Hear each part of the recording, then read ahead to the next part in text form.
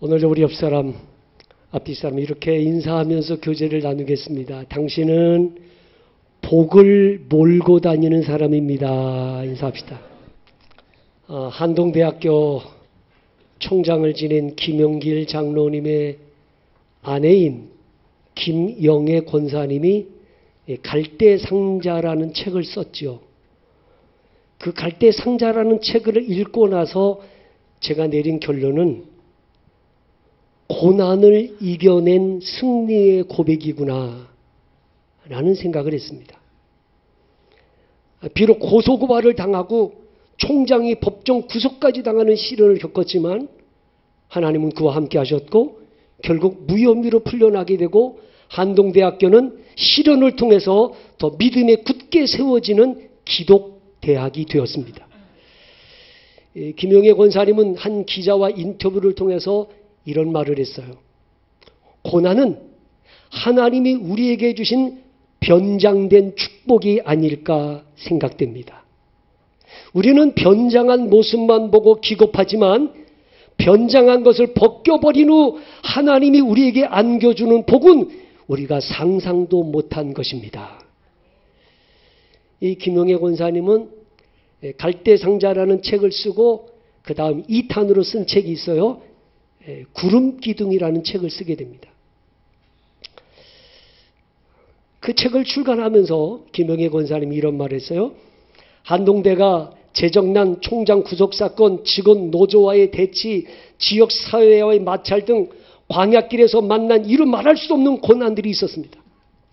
아슬아슬하고 위험천만한 낭떠러지를 걷는 것 같았지만 그 광야길에는 하나님이 내려주시는 구름기둥이 있었습니다. 한동대는 패자 부활전과 같습니다. 무슨 말인가 하면 실패할 것 같고 무너질 것 같았지만 그 모든 아픔과 시련을 딛고 일어나 다시 우뚝 설 수 있었던 것은 하나님께서 구름기둥으로 이스라엘 백성들을 인도하신 것처럼 하나님의 때마다 앞서서 이끄시고 도우셨기 때문에 가능할 수 있었다는 것입니다.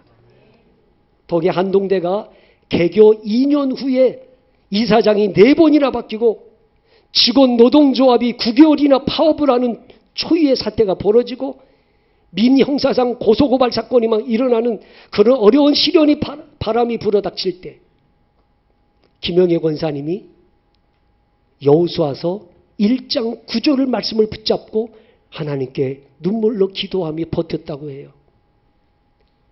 내가 내게 명령한 것이 아니냐. 강하고 담대하라. 두려워하지 말며 놀라지 말라. 내가 어디로 가든지 내 하나님 여호와가 너와 함께 하느니라. 이 말씀을 붙잡고 하나님께 매달리고 기도했다고 해요. 왜냐하면 하나님이 함께하면 반드시 형통하게 될 것을 믿었기 때문입니다. 제가 말씀을 준비하면서 이 형통이라는 말과 가장 부합되는 적절한 성경 구절이 뭘까를 묵상하다가 로마서 8장 28절이 가장 적합하다고 생각했습니다. 형통. 형통이라는 말이 뭘까? 하나님을 우리가 알거니와 하나님을 사랑하는 자, 곧 그의 뜻대로 부르심을 입은 자들에게는 모든 것이 합력하여 선을 이루느니라. 형통. 모든 것이 합력하여 선을 이루느니라. 그 말씀은 이런 뜻이죠. 비록 고난과 실패와 질병과 온갖 시련이 닥칠지라도 그 마지막은 승리요 축복이요 영광이라는 것입니다. 원래 이 형통이라고 하는 이 단어의 히브리어 뜻은 앞으로 나아가다, 강을 건너다 그런 뜻이거든요.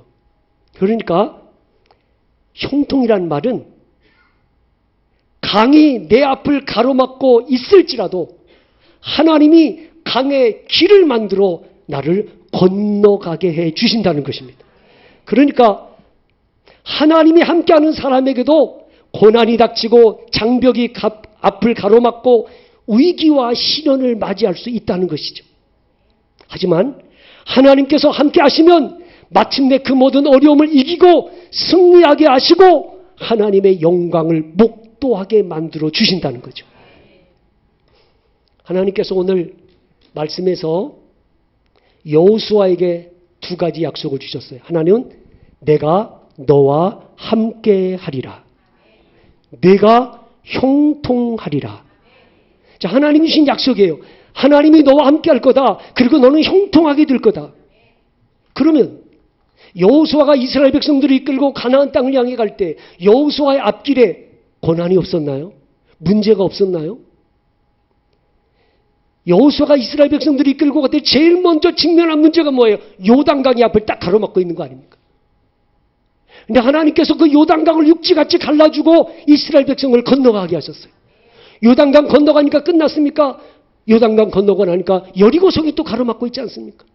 그 여리고성을 무너뜨리고 나가니까 아이성이 있고, 아이성 무너뜨리고 나니까 가나안 원주민들 31나라와의 전쟁을 치루어야 했습니다. 하나님이 함께하는 사람, 형통하는 사람에게도 고난이 있어요. 위기가 있어요. 시련이 있어요. 그러나 하나님은 그 고난과 위기와 시련 속에 함께 하셔서 마침내 이기게 하신다는 것이죠. 여러분, 광야 같은 이 세상길을 살다 보면 수많은 위험과 고난이 우리를 기다리고 있어요. 하지만 두려워하지 말고 염려하지 말아야 해요. 왜냐하면 여호수아에게 주신 내가 너와 함께하리라, 내가 형통하리라 이라는 이 약속의 말씀이 여호수아에게만 주신 게 아니라 나에게도 주신 약속의 말씀이기 때문입니다. 그래서 내가 형통하리라 라는 이 말씀은 내가 반드시 이기리라, 내가 반드시 승리할 것이다 라는 약속인 거예요. 자, 여러분, 여호수아서 1장 5절 다 같이 한번 읽어보자고요. 자, 여호수아서 1장 5절 다 같이 시작. 내 평생에 너를 능히 대적할 자가 없으리니 내가 모세와 함께 있던 것 같이 너와 함께 있을 것임이니라. 내가 너를 떠나지 아니하며 버리지 아니하리니. 아멘. 내 평생에 너를 능히 대적할 자가 없으리니. 이 말씀은 평생의 승리를 보장해 주시겠다는 말씀이죠. 하나님이 함께하는 믿음의 사람에게도 대적하는 자가 있을 수 있고, 반대하는 자가 있을 수 있고, 넘어뜨리려고 하는 자가 있을 수 있어요. 그러나 하나님이 붙드시고 도와주셔서 마침내 이기게 하실 거라는 말씀이죠. 느헤미야가 예루살렘 성벽이 함락됐다는 소식을 듣고 예루살렘으로 돌아오지 않습니까? 느헤미야가 예루살렘에 돌아왔을 때 박수치고 환영하는 사람들도 있었지만 반대하는 사람도 있었어요. 그 반대하는 사람 중에 산발랏과 도비아라는 사람이 대표적인 사람이에요. 이 산발랏과 도비아라는 사람은 예루살렘 성벽을 막 중건하고 갈 때 뭐라고 비웃었습니까? 그들이 건축하는 돌 성벽은 여우가 올라가도 곧 무너지리라 그러면서 비방하고 조롱했습니다. 하지만 이렇게 반대하고 비웃는 자들이 있음에도 불구하고 하나님이 함께하는 사람, 형통하는 사람 느헤미야는 그 모든 반대를 이기고 마침내 성벽 재건을 완공하게 됩니다. 그래서 느헤미야서 6장 15절 16절 말씀에 성벽 역사가 52일 만인 엘루월 25일에 끝남에 우리의 모든 대적과 주위에 있는 이방 족속들이 이를 듣고 다 두려워하여 크게 낙담하였으니 그들이 우리 하나님께서 이 역사를 이루신 것을 알미니라 라고 말합니다. 하나님이 함께하는 사람도 형통하는 사람에게도 반대하고 시기질투하고 모함하고 비방하는 사람이 있을 수 있다는 걸 잊지 마셔야 돼요. 여러분, 신앙생활 하다 보면 모든 사람들이 나를 다 칭찬해주고 나를 다 좋아하는 건 아니에요. 때로는 말없이 뒤에서 나를 비웃는 사람도 있고 비방하는 사람도 있고 별의별 사람이 다 있어. 사람 때문에 시험들 일이 너무 많아. 그러나 잊지 마셔야 돼. 하나님이 함께하는 사람, 형통하는 사람에게도 사람 때문에 시달리고 사람 때문에 고난당하는 일이 많더라고요. 사도행전 18장에 보니까 사도 바울이 고린도에 가서 예수 그리스도가 메시아라고 하는 복음을 전했더니 유대인들이 바울을 대적하고 비방합니다. 그때 바울이 위축이 되고 의기소침해 있을 때 그날 밤에 하나님께서 바울에게 이렇게 말씀하셨어요. 두려워하지 말며 침묵하지 말고 말하라. 내가 너와 함께 있음에 어떤 사람도 너를 대적하여 해롭게 할 자가 없을 것이니 이는 이 성중에 내 백성이 많음이니라. 하나님이 함께하는 형통하는 사람도 억울함을 당할 수도 있고요. 모함과 비방을 당할 수도 있고 핍박과 위협을 당할 수도 있어요. 하지만 분명한 사실은 하나님이 함께 하셔서 견디게 하시고 이기게 하신다는 사실입니다. 형통한다?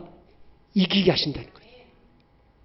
여러분 다니엘을 보시면 다니엘서 6장 28절 말씀에 이 다니엘이 다리오 왕의 시대와 바사 사람 고레스 왕의 시대에 형통하였더라. 그러니까 다니엘은 형통한 사람이에요. 형통한 사람인데도 바벨론 총리들이 다니엘을 시기하고 질투해서 그를 음모하지 않습니까? 그래서 앞으로 30일 동안 어떤 신에게나 사람에게 기도하는 사람은 사자굴에 집어넣겠다고 하는 조소를 꾸미지 않습니까? 다니엘을 죽이려고. 하지만 다니엘은 비겁하게 신앙을 숨기지 않고 전과 같이 하루에 3번씩 기도하면서 하나님을 의지하다가 조소를 어긴 죄로 사자굴에 던져지잖아요. 하지만 하나님은 사자들의 입을 봉하시고 다니엘을 지켜주셨을 뿐만 아니라 바벨론 총리들의 음모를 이기게 해 주셨어요. 형통하는 사람. 비난받고 모함받고 음모받고 억울함을 당하기도 하지만 마침내 하나님은 이기게 해 주신다는 거죠. 여러분, 사람 때문에 시달림받고 사람 때문에 고통받을 때가 있지 않습니까? 그때 그 사람과 싸우려고 하지 마세요. 그렇게 사람 때문에 시달림받고 사람 때문에 피말리는 고통을 겪을 때 그때 하나님을 붙드시고 하나님의 약속을 붙들어야 합니다. 내가 너와 함께하리라. 내가 형통하리라. 이 하나님의 약속을 부여잡고 하나님과 동행하는 삶을 살면 하나님이 이기게 해 주실 거예요. 시편 1편 3절 말씀이 이런 말씀이에요. 그는 시냇가에 심은 나무가 철을 따라 열매를 맺으며 그 잎사귀가 마르지 아니함 같으니 그 행사가 다 형통하리로다. 그러니까 형통하는 사람을 시냇가에 심은 나무에 비유하고 있지 않습니까? 시냇가에 심은 나무는 가뭄이 들어도 잎사귀가 마르지 않아요. 열매를 풍성히 맺어요. 이유가 뭐예요? 이 시냇가에 심은 나무는 뿌리를 그 강변에다가 깊이 뿌리를 내려서 가뭄이 들어도 이 수분을 계속해서 공급받기 때문에 환경의 영향을 받지 않는다는 거죠. 환경의 영향을 안 받아. 형통하는 사람은 생명의 근원이시고 능력의 근원이신 하나님께 뿌리를 깊이 내리고 하나님께로부터 은혜를 공급받기 때문에 어떤 가뭄과 기근과 고난 속에 있을지라도 그 마음에 평강이 있고 얼굴에 웃음이 있고 입술에 감사가 있는 열매 맺는 삶을 살게 된다는 거죠. 그게 형통한 사람 아닌가요? 여러분, 고난이 없는 게 형통이 아니에요. 고난을 당하고 억울함을 당하고 누명을 쓰고 그런 손해를 입고 실패를 당하고 몸이 병들고 그럴지라도 나와 함께 하신 하나님으로 인하여 마음에 평강이 있고요. 입술에 감사가 넘치고요. 그 얼굴에 기쁨이 넘치는 환경에 지배받지 아니하는 하나님이 함께하는 사람으로 사는 것, 이게 형통한 사람의 모습인 거예요. 오늘 우리들의 삶이 시냇가에 심은 나무와 같은 삶을 살았으면 좋겠습니다. 하나님께 뿌리를 깊이 내리고 하나님께로부터 끊임없이 은혜와 능력을 공급받아서 어렵고 힘들지만 기쁨이 있고 감사가 있는 열매 맺는 삶을 살아가실 수 있기를 바랍니다. 창세기 39장 2절로 3절 말씀에 요셉에 대해서 이렇게 말씀해요. 여호와께서 요셉과 함께 하심으로 그가 형통한 자가 되어 그의 주인 애굽 사람의 집에 있으니 그의 주인이 여호와께서 그와 함께 하심을 보며 또 여호와께서 그의 범사에 형통하게 하심을 보았더라. 그러니까 보디발이, 애굽의 시위대장 보디발이 요셉을 보면서 저는 하나님이 함께하는 사람이구나, 저는 형통한 사람이구나 라는 걸 보았다는 겁니다. 뭘 보고? 두 가지. 요셉이 하나님이 함께하는 사람, 형통한 사람이구나 라는 걸 보디발이 보았는데 뭘 보고 보았다는 걸까요? 저는 두 가지를 생각했어요. 하나는 요셉이 비록 형제들에게 팔려가지고 애굽으로 노예로 팔려와 보디발의 집에서 종살이하고 있습니다. 근데 종살이하면서도 이 요셉은 늘 기쁨이 있어요. 늘 감사하며 살아요. 무슨 일을 맡겨든지 최선을 다하고 성실하게 일하는 거예요. 근데 다른 종들은, 다른 노예들은 얼굴이 어두워요.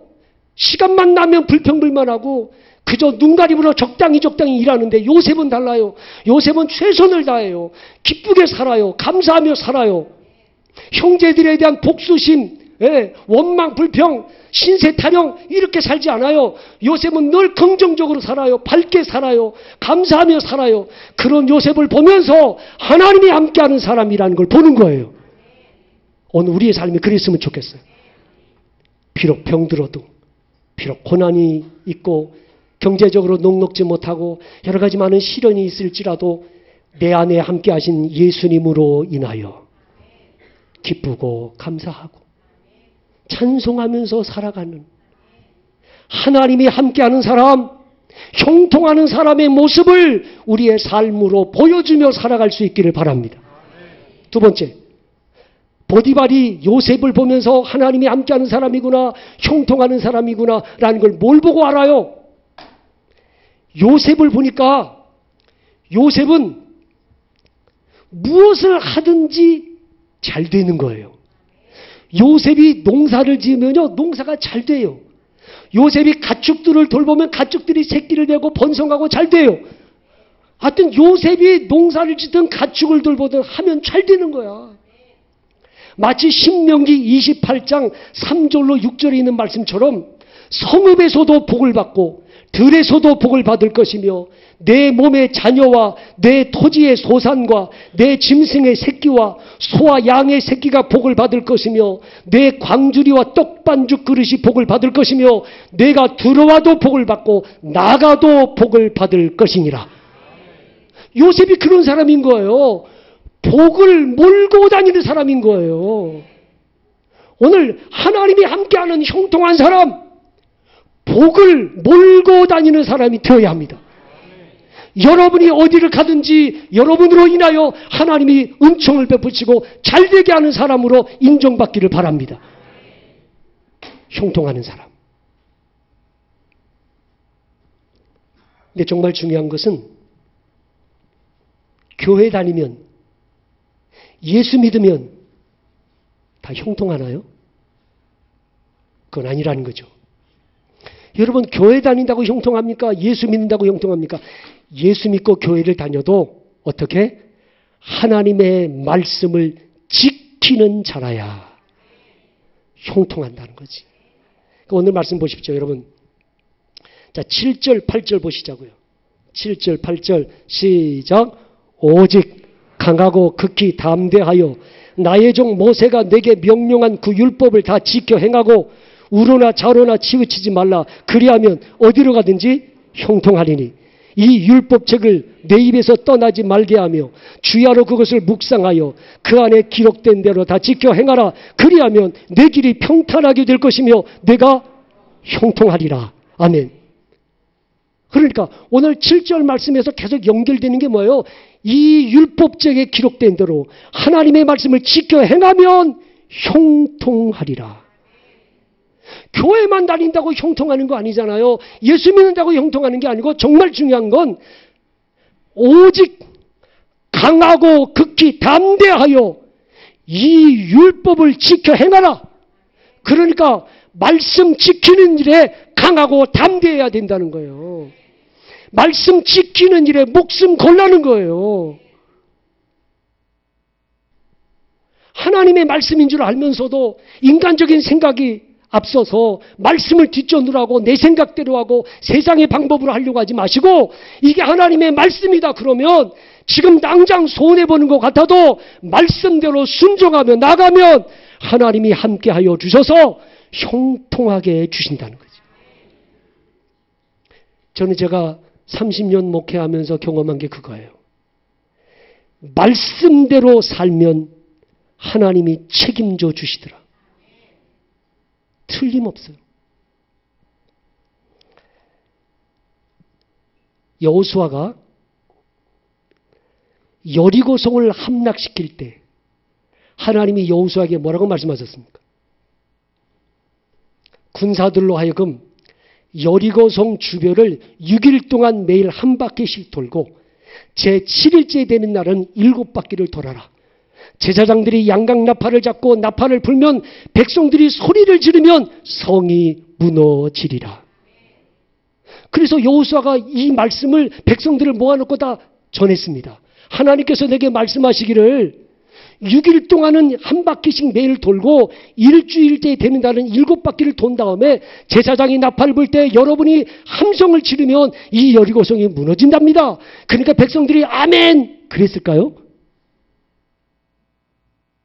주찬양 교인들은 믿음이 좋아서 아멘 했는데 그 당시 이스라엘 백성들이 아멘 했겠냐고요? 안 했어요.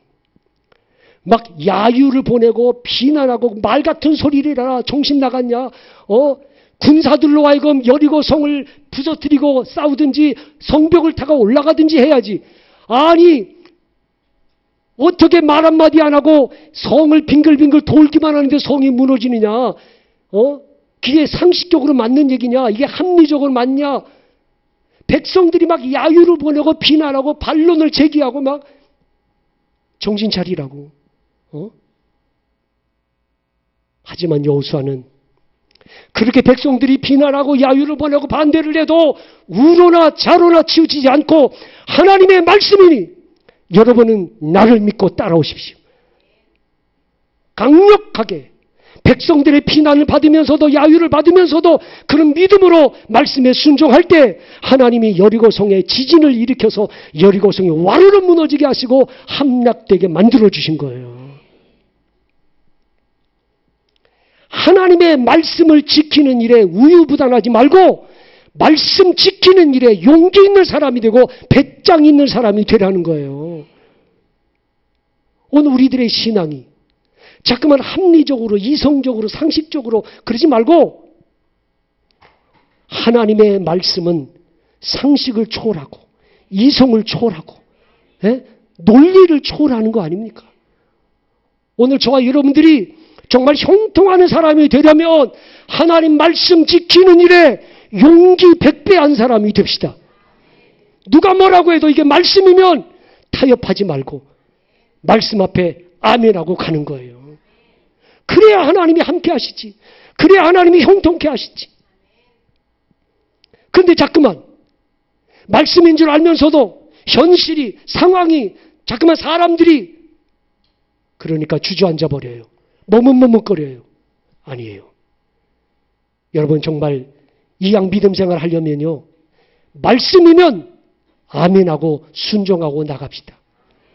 용기 있게 말씀 앞에 순종하는 사람이 되면 하나님은 책임을 져주시는 거예요. 제가 말씀드렸잖아요. 교회를 개척해서 먹고 살 게 없어요.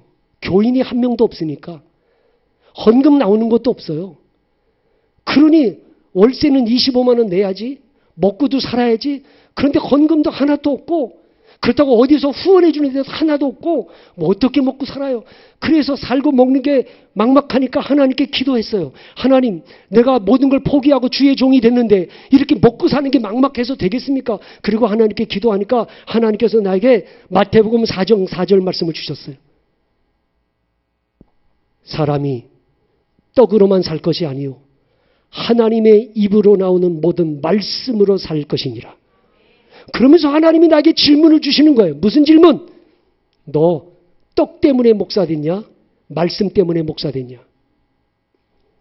말씀 때문에 목사 됐지요. 그러면 떡 때문에 고민하고 떡 때문에 기도하지 말고 말씀 때문에 고민하고 말씀 때문에 기도하고 말씀에 목숨 거는 사람이 돼. 그러면 떡 문제는 하나님이 책임져 줄 거야. 제가 말씀하신 거예요. 그래서 저는 그때부터 떡 문제 때문에 기도하지 않았어요. 떡 문제 때문에 고민하지 않았어요. 내가 이제 목사도 하지만 밖에 나가서 그냥 학원 차라도 지입해가지고 먹고 살아야 되나? 아니면 내가 다른 아르바이트라도 해서 먹고 살아야 되나? 이런 생각 해본 적 없어요.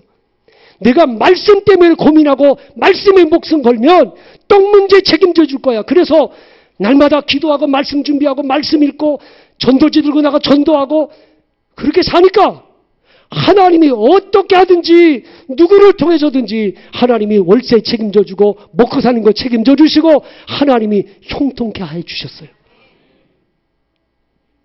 잊지 마셔야 해요.